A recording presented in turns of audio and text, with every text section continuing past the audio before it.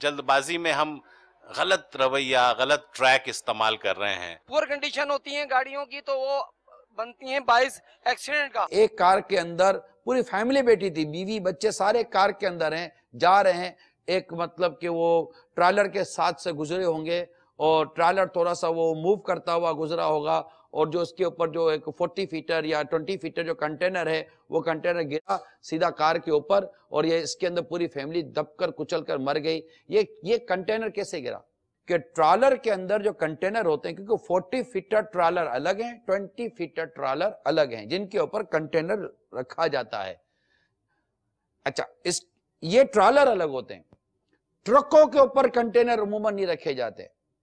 ان آنکھوں نے دیکھا ہے 20 فیٹر کنٹینر جو 20 فیٹ جس کی لینتھ ہے، لمبائی ہے، 20 feet container 15 feet 18 feet 17 feet اس سے کم و بیش فیٹ کے ٹرک کے اوپر یہ کنٹینر میں نے اپنی آنکھوں سے دیکھے.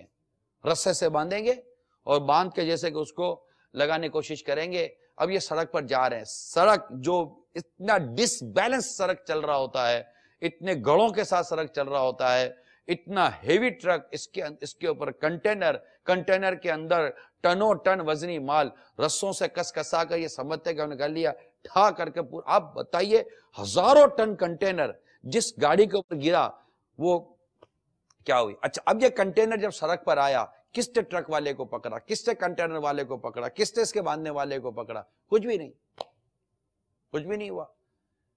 کہ آپ نہیں سمجھتے کہ اس طرح بے دردی کے ساتھ غیر قانونی طور پر، غیر اخلاقی طور پر، غیر شرعی طور پر سڑک پر گاڑیاں چلانے والے یہ زبردست قسم کے دہشت گرد نہیں ہیں؟